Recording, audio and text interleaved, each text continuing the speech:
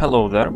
So recently the Beardy penguin asked a question whether the Droo system from Juno New Origins actually is stable, because Droo has two moons, Brigo and Luna, which are quite massive and pretty close to each other. And that's why I thought, why not answer this question by simulating the whole system in Universe Sandbox. So I actually replicated the Juno system to the best of my ability in Universe Sandbox here. And because in Juno we actually get the information of the orbital parameters of the objects. With Kepler's law, you can of course also then calculate the mass of the objects. For the object's rotation, so basically the day-night cycle on the objects, I had to refer to the wiki, and also through Kepler's law I can determine the mass of the object, but not the density. So that information I also got from the Juno New Origins wiki, and I cannot guarantee that the wiki information is accurate. So there might be some things slightly off here. Then it's not a perfect replica of the Juno system from Juno New Origins. Especially because I think the gravitational constant I used in my calculator was probably off by like a small decimal point, and that's why the masses and the orbits are like a tiny bit off sometimes, but well within the parameters to at least look and I think also behave exactly as a replica of the system. And I'm going to focus at Droo here, of course, but also because I added in all the other objects, I'm also going to take a look at what happens to all the other objects when simulating them. And the first thing I want to notice here is that I do not really understand how these theoretical blue stars work, but at least to my calculations, you can see it here, the mass of Juno is actually basically the same as the mass of Jupiter. And because it has like a temperature of like thousands of degrees of Celsius, I think the first thing that is going to happen, I have simulated it for 1.7 hours accidentally already, but that does not change anything in the universe timescale. The first thing that we are going to observe here is that Juno, because of its high radiation pressure, is actually going to radiate away some of its mass and then cool down into a gas giant, the mass of Jupiter, which is quite funny because in the game you think you're in a star system, but then if you look at the actual scale of things, if you calculate the masses of the objects from their orbital parameters, you actually see you're basically in a Jupiter system. And I mean, it still makes sense, a Jupiter system is viable, just no star can be in the middle.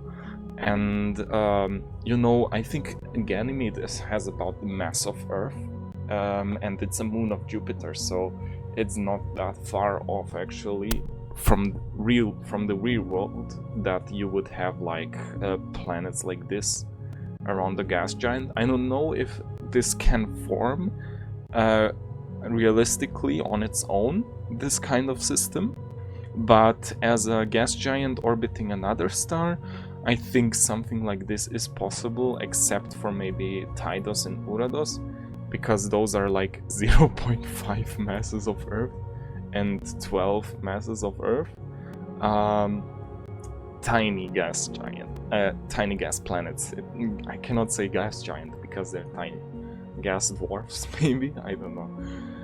But okay, enough talking.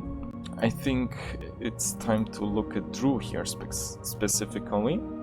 So we of course have here Droo. And of course, because this is actually a gas giant and it's going to cool down, I'm going to expect that Droo is going to freeze up. And here we have Brigo, Luna and Titi. And I think I don't have to say anything more. Let's just unpause and see what happens. So right now the time is going in about like 1.3 hours per second, which is quite slow, and in that time scale everything seems to look normal. Let's just quickly, yeah, already like the gas giant already like turned from blue to orange because it cooled down, and it's going to cool down further. So Droo, I'm sorry, but you're going to freeze. There is no way you're going to have any oceans that are not frozen. But okay, let's just speed up the time a bit. Until...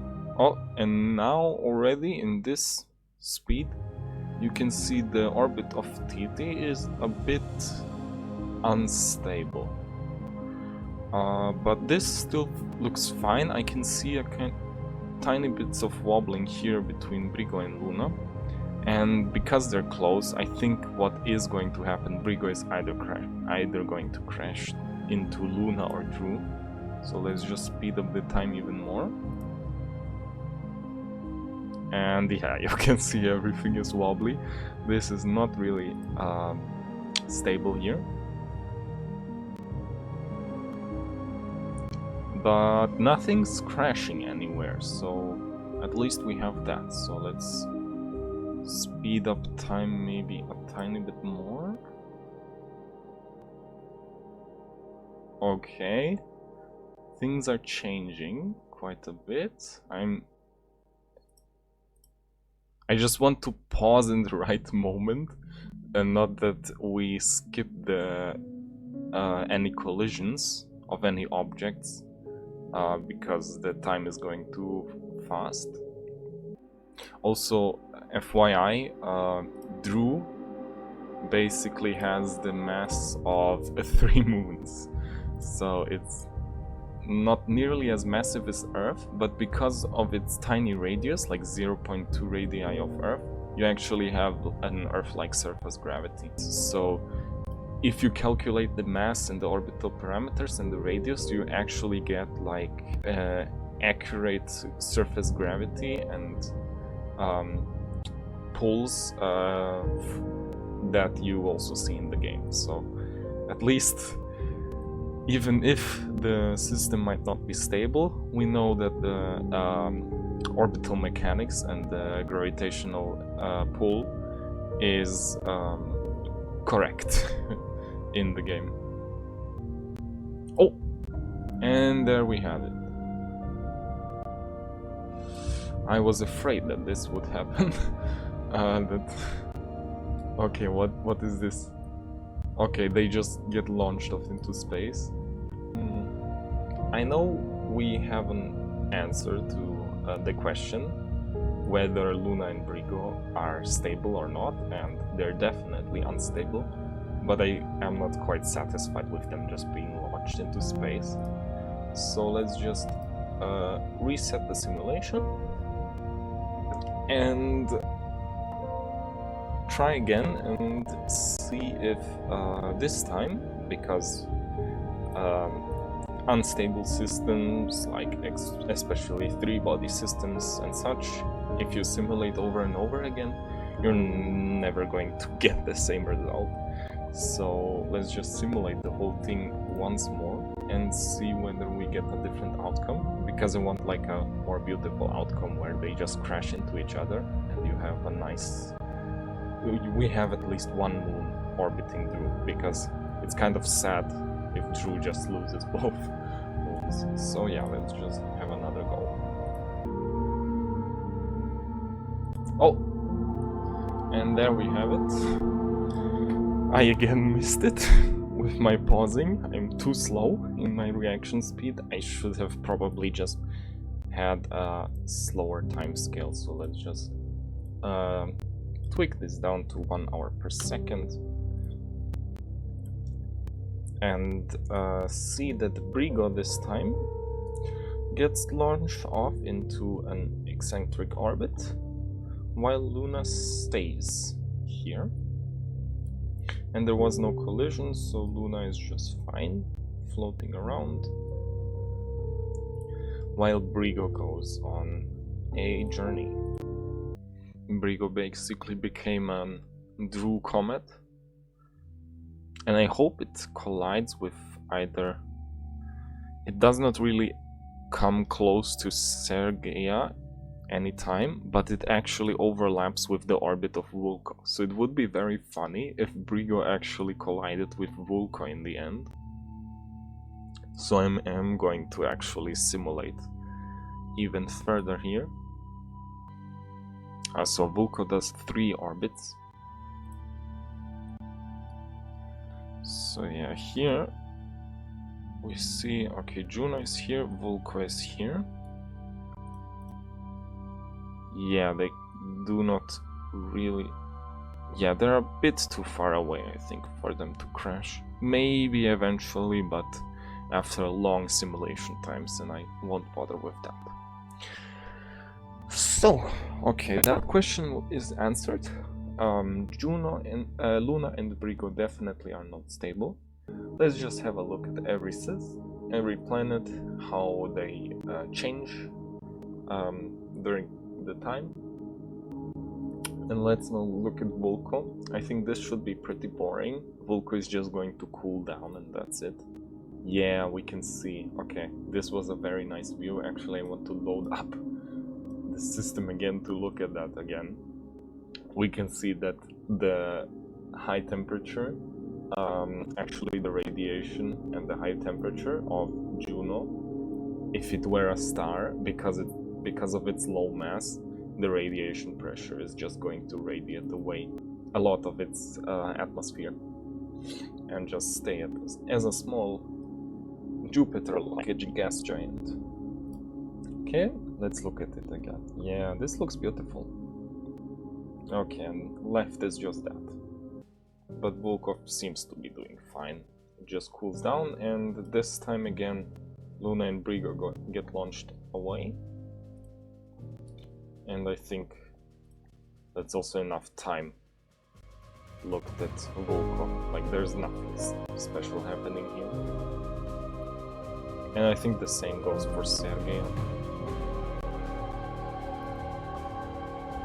Because Sergeaa is also just one planet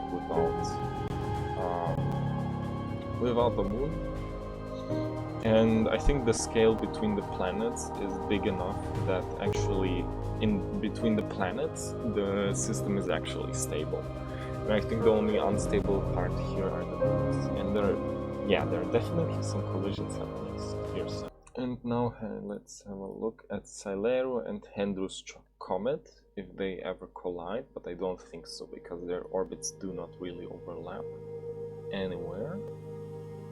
Yeah, I don't think they would ever collide with each other. Does Handrew's Comet overlap with Tydos' orbit? Maybe. So Handrew's Comet might maybe like collide with Tydos, but not with Cylero.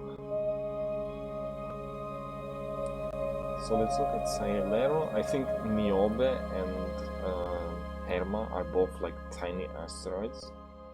And yeah, absolutely nothing happens here because the moons are just so tiny.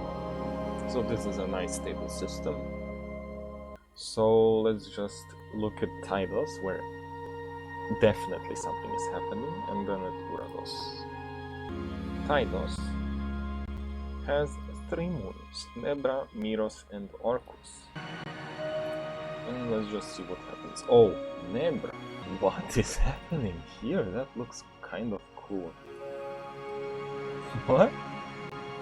I didn't expect that to happen. What is this? This is a fragment. It's a water and nitrogen fragment.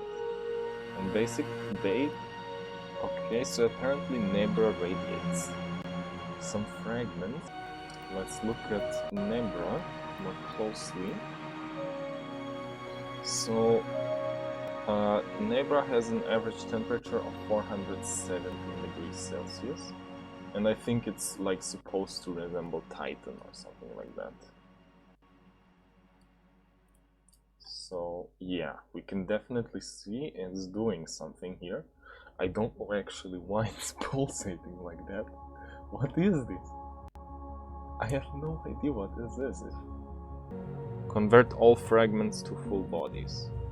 Oh, that's cool. I mean, that's probably going to lag out my system. Can I area select somehow? Ah! Ooh, yes. Nice. And now let's try to convert all fragments to full bodies. Okay, what's that? Interesting. So this definitely, so Nebra, I think maybe it's tidal forces that tear Nebra's atmosphere apart, and then actually you get a ring, which is pretty cool. Okay, many fragments just disappear. Okay, let's just do this again. Let's control area select. Oh, Miros is doing the same thing. I just saw. So Miros is doing the same thing here. Convert all fragments to full bodies. Whoa. Okay. Those are a lot of fragments. Okay. Oh, and they just disappear. Why do they disappear? So what if I just select one fragment and follow it? Oh, look at that. This is cool. So the fragments also just fly back into it, into the planet. So what if I track this fragment? Ah, I just don't see their orbits probably because they're so small. Yeah, but they're still here. Look, they're still here. That's cool. Yeah, you can see tiny specks, so like this one, this one, this one. They are actually here, I just don't see their orbits because I don't have them selected. That's cool. So let's just do this over and over again. And let's try to create some rings with that. Okay, what about this fragment? Why? Oh, this is a bigger fragment. That's why I can... Wait! Nebra has a moon! Look at that! This tiny fragment actually became a moon. This is so cool, I love this system. This system is very cool. So actually, even though I'm not sure if it has rings in the game, I did not check for rings actually. Maybe that's a mistake, but at least the moons themselves are creating rings, definitely. I don't know, I'm going to lag out my PCs for sure. Ooh! Collisions, look at this! How many fragments there are! And they're like bigger ones as well. Nebra is losing a lot of mass. I think the tidal forces are just way too high here, and that's why this is happening. Yeah, now we have a real ring.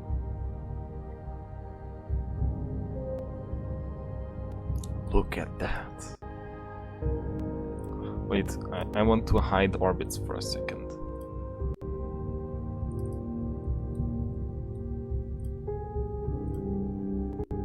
Wow, you can actually see the ring now, kind of. There is a ring here. It's definitely visible. And there's probably also a tiny one that's invisible around Miros. Tydos has a ring now. Okay, wait, I just saw there are even more fragments I can convert. Yes, look at that. Oh, and another collision here.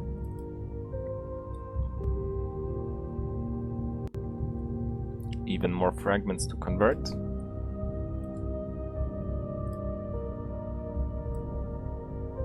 Yeah, this is cool. I love Universe Sandbox. Now I understand why I liked it so much back then when I was like constantly simulating things. even more fragments to convert. They're not going to escape me.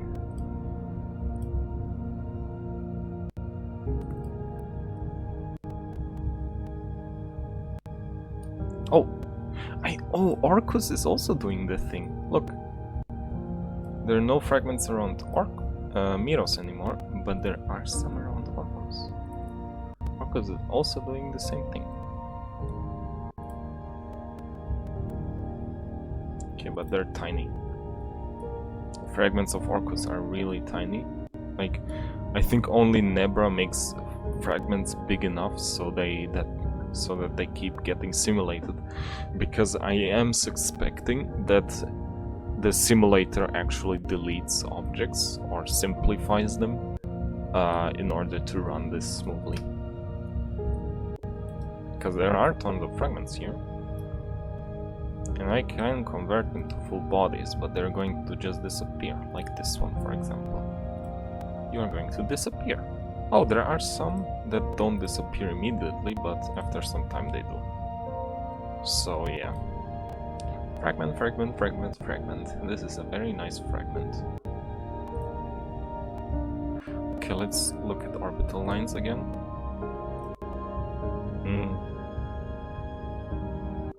Beautiful. This is really beautiful. They're kind of obstructing the view though, so let's not do that.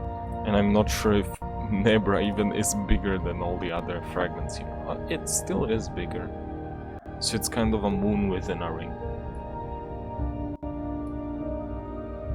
And it's just been 8 days and this already formed. Within 8 days, this entire ring formed.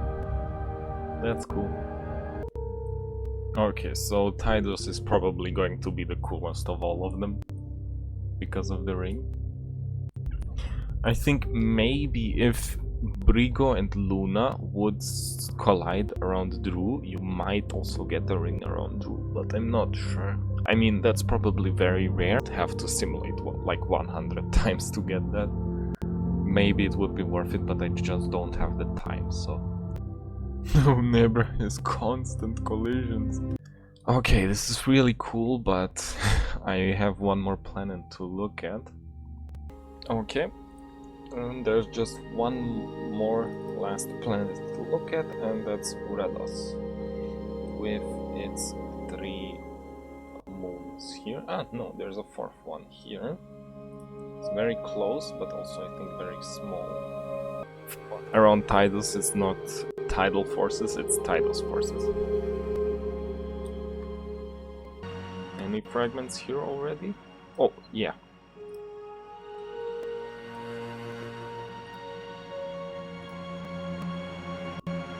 So Boris is probably doing the same thing as the Tydos moon.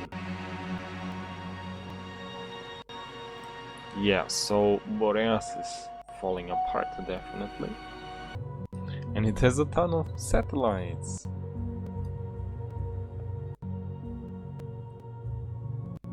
With unstable orbits. Very unstable orbits.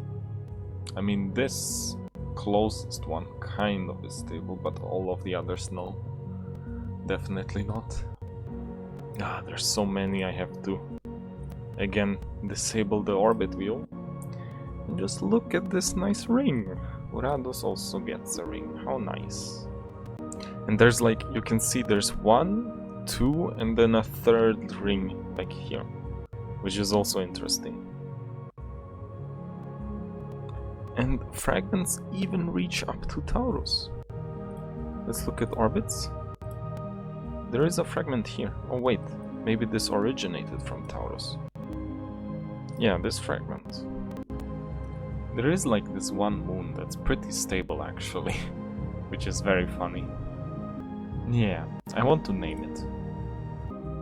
Okay, so we have Boris, and Boris is a moonlet of Boreas. And Boreas in turn is a moon of Urados. Hello, Boris. It's interesting how the simulator is coded so that it actually, like, instead of lagging with frames, it just slows down the simulation speed. Okay, very cool. This was fun. I hope this answers a lot of questions regarding the Juno system. And yeah, I think something similar happens with the Kerbal system. I'm not sure if anyone did the same thing as I did here to the Juno system to the Kerbal system, but probably because Kerbal Space Program is more popular and older, and Universe Sandbox is also pretty old, I think, so there's probably one you can find somewhere on the internet. If I do not find one, I'm definitely going to also simulate the Kerbal system, because why not? This is cool. It's nice to find out what would actually happen to the objects if they were simulated correctly. Okay, bye.